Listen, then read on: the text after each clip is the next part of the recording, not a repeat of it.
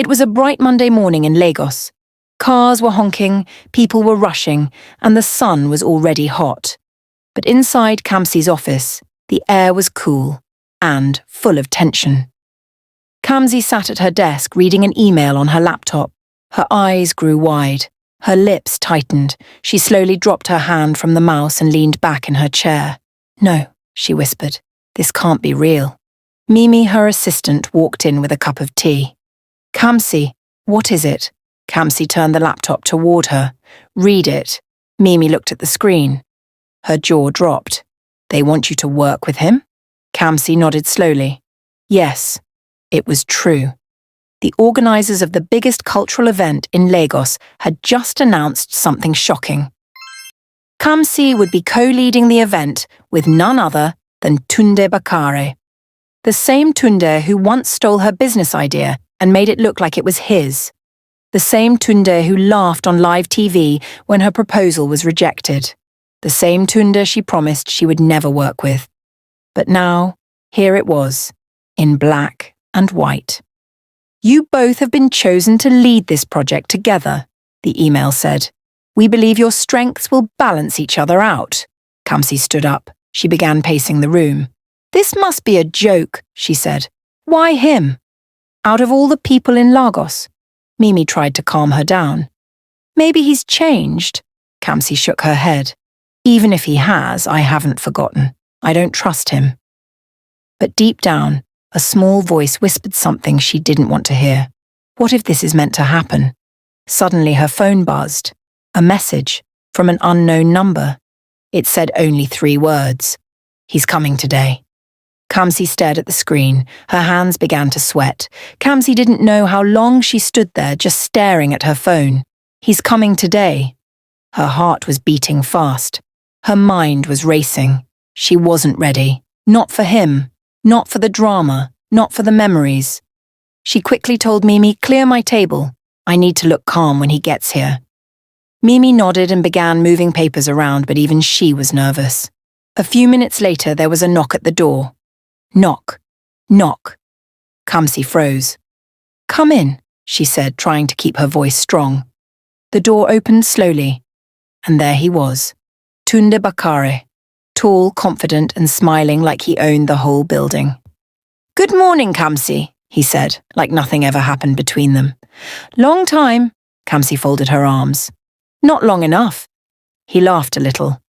"Still sharp with your words, I see." She didn't smile.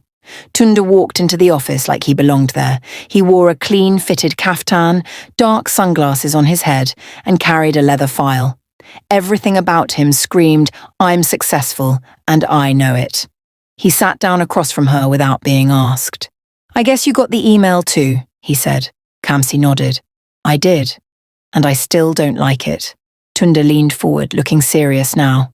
"Look, I know we have history, but this event is a big deal. We either make it work, or both of us fail." She looked at him for a moment, thinking. Then she said, "You better not try to steal any ideas again."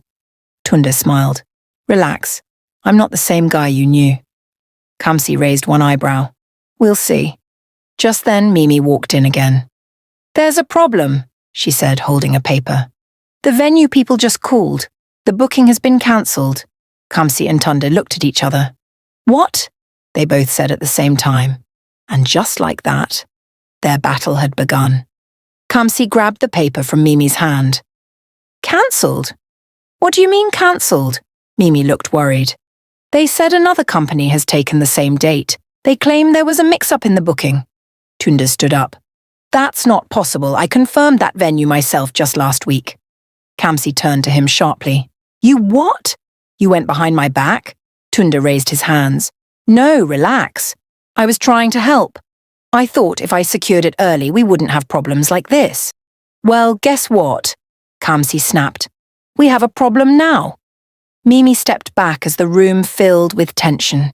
You could almost feel the heat between them. Not just anger, but something else. Something deeper. Kamsi sighed and looked at the wall. "We can't start this project with chaos.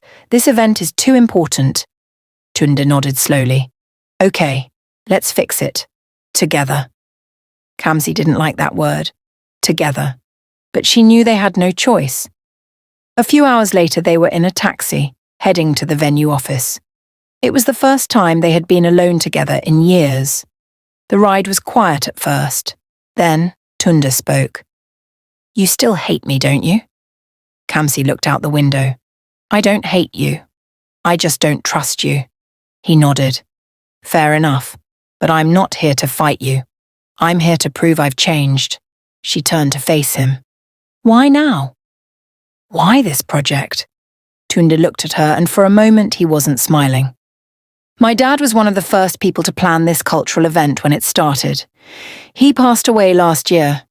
I made a promise to do it right this time. For him."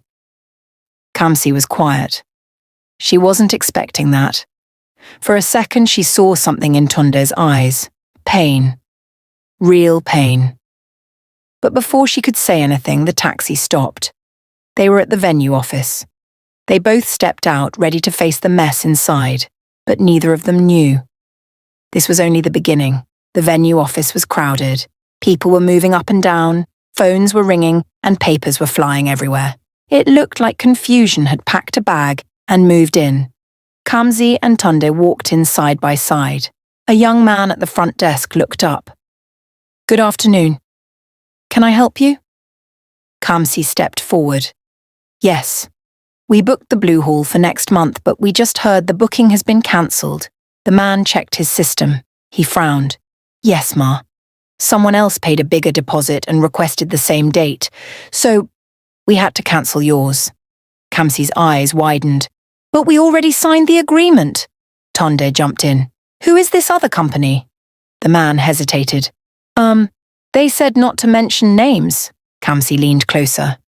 "Listen, this is for the Lagos Heritage Festival.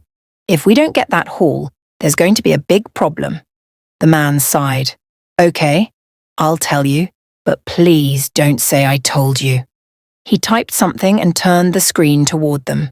The name on the booking showed Goldcore Events. Kamsi's mouth dropped open. "No way!" Tunde looked confused. "Who are they?" Kamsi swallowed hard. "They're my old company. The one I left years ago. The one I started with my ex-best friend." Tunde's eyes narrowed. "Wait. You think they're trying to block you?" Kamsi nodded. "I wouldn't be surprised. They were never happy when I left." Tunde folded his arms. "Looks like we're not just fighting for this event. We're fighting old enemies too." Kamsi looked at him, unsure of what to say. Then, without warning, Tunde smiled. "Well, if we're going to war, at least I'm fighting with you, not against you this time." Kamsi rolled her eyes but couldn't help smiling a little too. Maybe, just maybe, this partnership wasn't going to be a total disaster. Back at the office, Kamsi dropped her bag on the table and sank into her chair. She was tired, not just from the stress of the day, but from the memories. The past was catching up with her, and it was coming fast. Tunde walked in, holding 2 bottles of cold malt. "Peace offering," he said, handing one to her. Kamsi took it slowly. "Thanks, I guess." They sat in silence for a moment, sipping their drinks. Then Tunde said, "So, what's the plan?" "You know them better than I do. If they took the hall, what's their next move?" Kamsi thought for a while. "If they really want to ruin this project, they'll try to copy our ideas. Maybe even announce a similar event before ours." Tunde nodded. "So, we stay quiet, or we strike first?" Kamsi gave a small smile. "We strike first." The next morning, Kamsi and Tunde were at a new location, a beautiful open-air space in Lekki. It wasn't the Blue Hall, but it was even better. Bigger, brighter, and right next to the water. "This place is perfect," Kamsi said. "And no one will expect us to use it." Tunde grinned. "Let's book it before anyone else steals it." They shook hands with the manager and sealed the deal. Step 1. Done. As they walked back to the car, something strange happened. Kamsi tripped on a small rock. Tunde quickly reached out and held her hand, just for a second. But something passed between them. A spark. They both felt it. Kamsi pulled her hand back quickly. "I'm fine," Tunde looked at her for a moment, then smiled. You always pretend like nothing can touch you. Kamsi didn't reply. Her heart was beating just a little faster. Later that evening, Kamsi was in her room, looking through the photos they took of the new venue. She paused on one picture. It was of her and Tunde standing side by side, both smiling. For the first time, she looked at him differently, not as her enemy, not even as a rival, but as something else. The next day started quietly. Kamsi was in her office writing down ideas for the event. She was deep in thought when someone knocked softly on the door. She looked up. Come in. To her surprise, it wasn't Mimi. It was Tunde, holding a food flask in one hand and a drink in the other. They both sat down and ate together. For the first time, it felt normal, like they weren't enemies, like they were actually friends. After lunch, they sat quietly drinking their juice.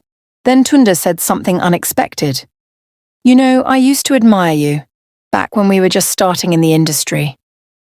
Kamsi looked surprised. Really? That's not what it felt like, Tunde sighed. I know.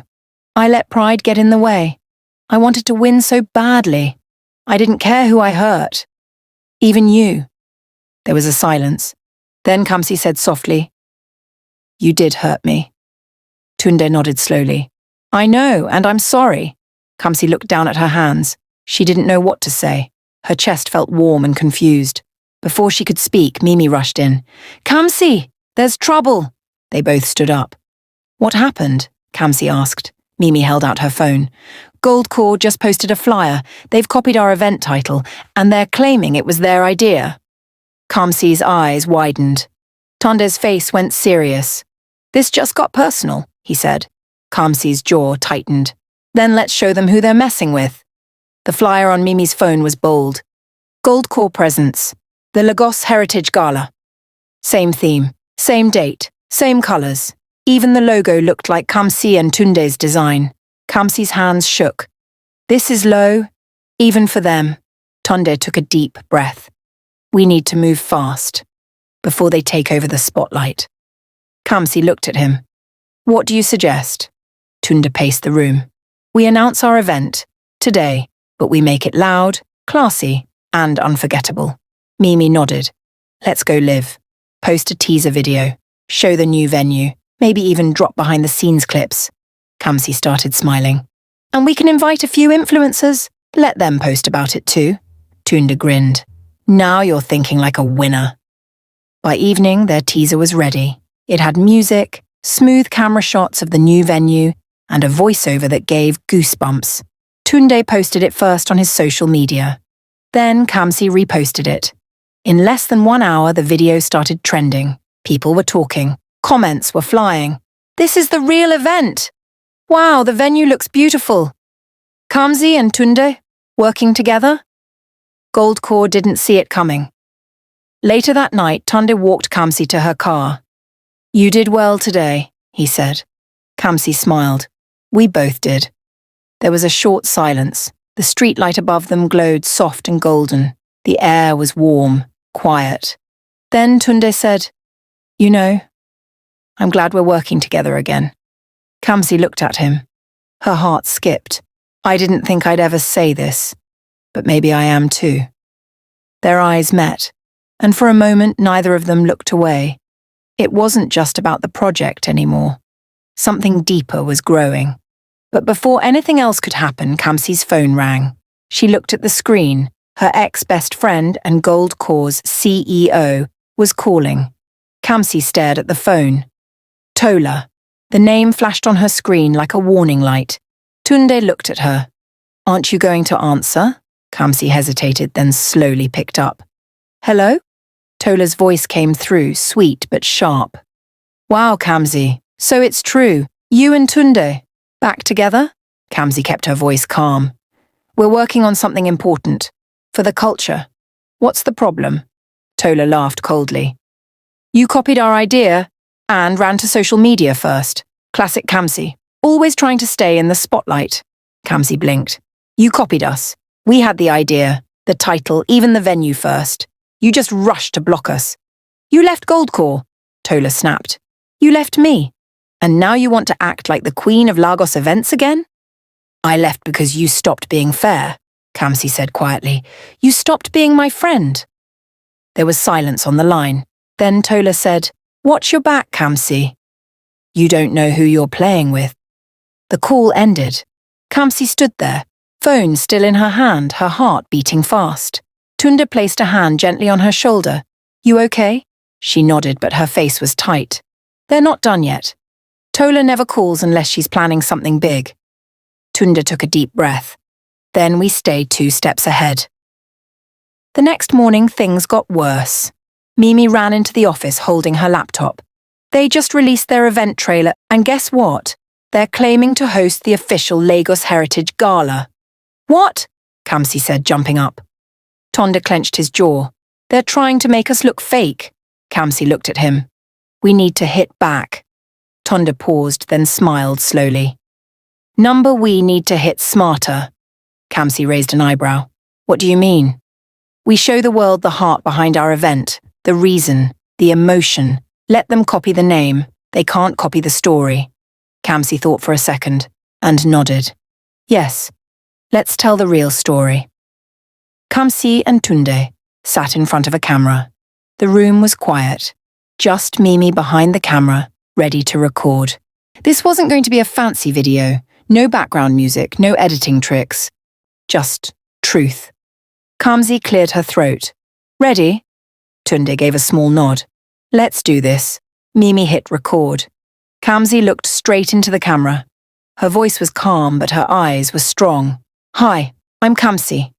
And this event means a lot to me. It's more than lights and decorations. It's about our stories, our culture, our roots. Tunde spoke next. I lost my dad last year. He helped build the first Lagos Heritage event many years ago. I promised myself I'd continue what he started. That's why I'm doing this. Kamsi looked at Tunde, then back at the camera. We didn't come together to compete. We came together to create something beautiful for our people, our history, and our future. She smiled gently. If others want to fight, let them. But we're choosing to build. They posted the video that afternoon. It didn't take long. The comments started pouring in. Now this is real. I'm proud of you two. Tunde's story brought tears to my eyes. Kamsi and Tunde. This is bigger than an event. Even some influencers shared it without being asked. That night, Kamsi and Tunde stood on the balcony of the office, watching the city lights. Kamsi turned to him. You were brave today. Tunde smiled. So were you. She looked away, then softly said, You've changed, Tunde. I see it. He didn't say anything at first. Then he whispered, You make me want to be better. Kamsi looked at him. This wasn't like before. It wasn't about winning. It wasn't even about business anymore. Something was happening between them. Something real. The day before the big event. Kamsi woke up early. She didn't even wait for her alarm. Her heart was beating fast. Not from fear, but from fire. This was it. Everything they'd worked for. Everything they had to prove. She walked into the venue and stood still for a moment. The chairs were set. The lights were up. The banners were bold and beautiful. It looked like magic. And tomorrow, the world would see it. Tunde arrived minutes later. He walked up to Kamsi. Ready? She nodded. More than ready. They did one final walkthrough of the venue. Sound check, lighting test, guest list confirmation. Every corner had to be perfect. But as they worked, something was different. They weren't just talking about the event anymore. They were laughing, smiling. Their hands brushed once, and neither of them pulled away. That night, they sat on the stage, just the two of them, looking out at the empty seats. Kamsi spoke first. Do you think she'll come? Tunde sighed. Tola? She'll come. Not because she wants to celebrate us, but to see if we'll fail. Kamsi looked down. She was my best friend, you know. We used to dream about doing events together. Tunde nodded. And now she's your biggest rival. Kamsi smiled sadly. Funny how life works. There was silence. Then Tunde said, Kamsi, if tomorrow goes well, no, when it goes well, I want to talk. About us. She turned to him, eyes wide, heart racing. About us? He nodded. About what's happening here, between us, because it's not just business anymore. Kamsi opened her mouth to respond. But suddenly, Mimi burst through the back doors, panting. You won't believe what just happened. What is it? Tunda asked. Mimi held out her phone, her voice shaking. Goldcore just announced their event is now free entry. They're trying to steal your guests. Kamsi's mouth fell open. Tunde clenched his fists, but Kamsi didn't panic. She looked at Mimi, then at Tunde. Then she said one word. Good. The sun rose over Lagos, bright and hot. It was the day of the Lagos Heritage Gala. Kamsi stood in front of the mirror, breathing slowly. She whispered to herself, You've come too far to fail now. At the venue, guests were already arriving. The music played gently in the background. Dancers stood in formation, ready. Food vendors lined the corners, their trays steaming with jollof rice, puff-puff, and spicy grilled chicken. Mimi ran from one side of the hall to the other, checking every little detail. Tunde adjusted the microphone near the stage. He looked calm on the outside, but inside, his heart was racing. Then, the moment came. Kamsi walked in. Everyone turned to look. Whispers began. Is that her? She looks stunning. That's the lady behind this event? Tunde watched her from the stage, a smile slowly spreading across his face. She did it, he whispered. The program began. The crowd clapped as the dancers performed. The drummers played beats that shook the floor. Children wore cultural outfits and waved small flags. It was magic, and right in the middle of the magic, Tola walked in. She didn't smile. She just stood there, watching. Kamsi saw her. Their eyes met. No words, just fire. But instead of fear, Kamsi turned away and walked to the stage. She took the mic. Her voice was calm, steady, proud. Welcome to the Lagos Heritage Gala. Tonight we don't just share food or dance. We share our story, and I'm honored you're part of it. The crowd clapped loud. Some stood. Tola folded her arms, but Kamsi wasn't watching her anymore. She looked at Tunde. He smiled. She smiled back. But just as the next performance was about to begin, the power went off. The music stopped. The lights blinked out. Gasps filled the hall. Panic. Mimi ran in from the back, yelling, Someone cut the main generator! Kamsi froze. Tunde grabbed her hand. No music, no lights, no backup. But then, a single sound rose. A voice. One of the dancers started singing. Slow, powerful. Then another joined. Then the crowd. Then claps, drums, feet stomping. The hall came alive, even in darkness. Tunde leaned close and whispered, You didn't plan this, but it's perfect. Kamsi looked around, eyes wide, heart full. They were winning, even without lights, even without sound, because they had soul. While Kamsi and Tunde were saving the night with song and spirit, something strange was happening across town. At Goldcore's venue, the hall was almost empty. Only a few people walked in, mostly bloggers and curious guests. Tola had promised a grand show with free entry, fireworks, and foreign performers. But when the guests got there, no food, no dancers, no power, just loud music playing on repeat, and bored ushers standing around. One of the bloggers tweeted, We left for free rice. We met plastic chairs and loudspeakers, heading back to Kamsi's event. And just like that, they left. Back at the Lagos Heritage Gala, the power finally came back. The lights blinked on. The crowd cheered. Kamsi took a deep breath. She stepped forward again. I don't know who tried to stop this night, she said into the mic, but you didn't stop us. You only reminded us why this matters. More claps. Louder this time. She stepped down and Tunde went up. He told a short story about his late father, and how this event was a dream come true. Many in the crowd had tears in their eyes. Even Mimi wiped hers quietly at the back. Then Kamsi noticed her again. Tola, still standing, still watching, alone. Kamsi frowned. Why is she even here? She whispered to Mimi. Mimi leaned in. Maybe she just wanted to see what real success looks like. Kamsi didn't answer, but inside her heart was mixed. Anger, confusion, and something else. Later that night, after the final performance, Tunde and Kamsi stood alone outside the venue. The stars above were bright. The air was quiet. Tunde looked at her. You won. You know that, right? Kamsi looked down. I don't feel like I won. Not fully. He stepped closer. Because of Tola? She nodded. She came to destroy this, but she also stood there, watching, like she didn't know where else to go. Tunde sighed. Maybe her heart was never fully in Goldcore. Maybe she wanted to come back. Kamsi turned to him. Back to what? Tunde looked at her seriously. To you. The day after the event, the internet was on fire. Photos and videos of the Lagos Heritage Gala were everywhere. People praised the energy, the beauty, the culture. Everyone was talking about Kamsi and Tunde. And Goldcore? They were silent. No new posts, no comments, nothing. But Kamsi wasn't celebrating yet. That afternoon, someone knocked on her office door. It was a delivery man holding a brown envelope. Someone dropped this at the gate, he said. Kamsi collected it, confused.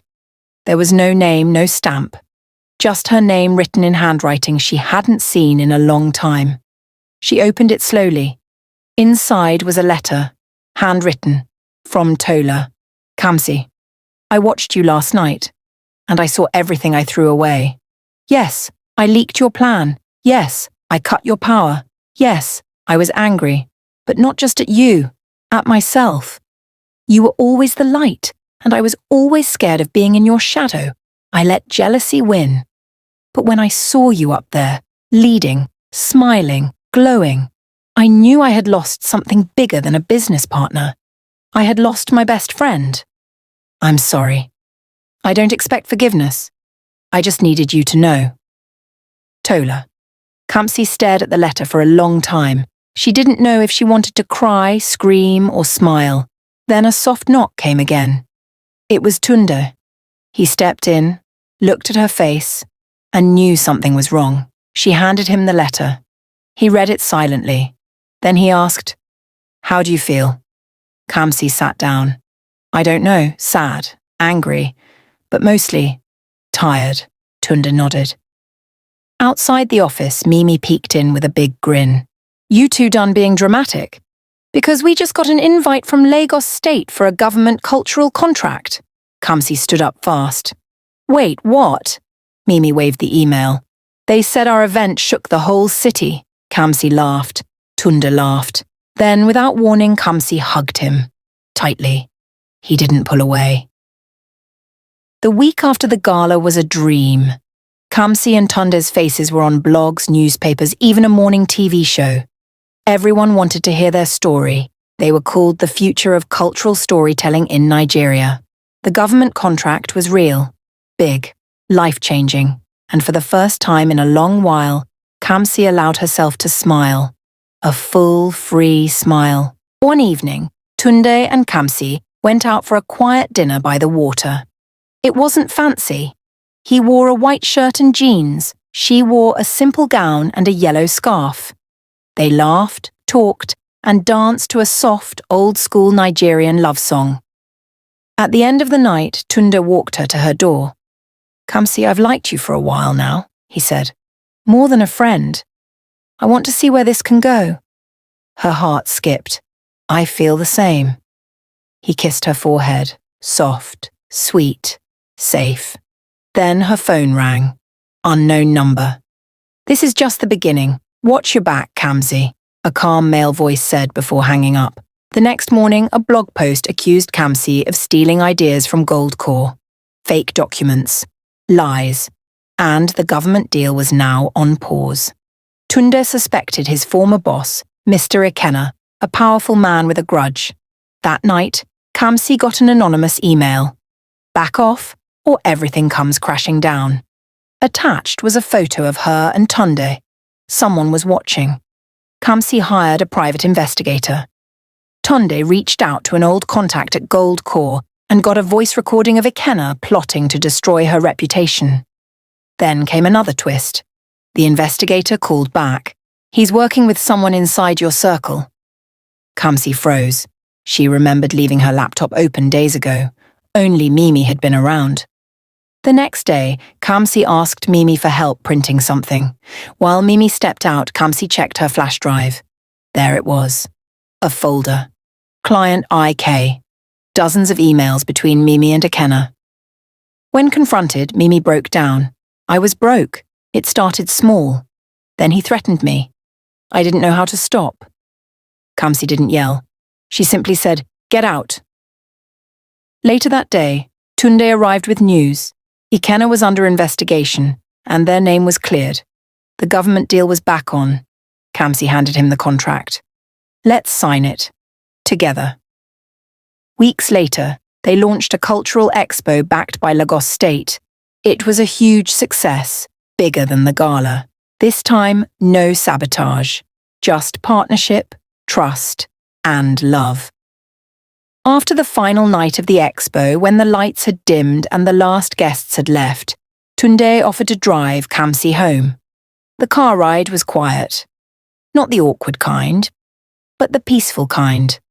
The kind that only happens when two people understand each other without speaking. As they arrived at her gate, Tunde parked the car and stepped out. Kamsi did the same. They stood side by side right next to the car, under the soft glow of the streetlight. For a moment, neither of them said anything. Then Tunde turned to her, his eyes gentle and calm. "Kamsi," he said softly, "when I met you, I didn't like you." She chuckled. "I didn't like you either." He smiled, but his voice turned serious. "I thought you were proud, too sharp, too strong, but I was wrong. You were just protecting something. Yourself. Your dream." He looked away for a moment, then back at her. "And I realized, the more I fought you, the more I was actually drawn to you. Your fire, your heart, your courage." Kamsi swallowed. Her eyes were wet, but she didn't blink. Tunde reached out, gently took her hand in his. "I care about you," he said. "More than just a partner, more than just a friend." She looked into his eyes, her voice barely above a whisper. "I care about you too, Tunde.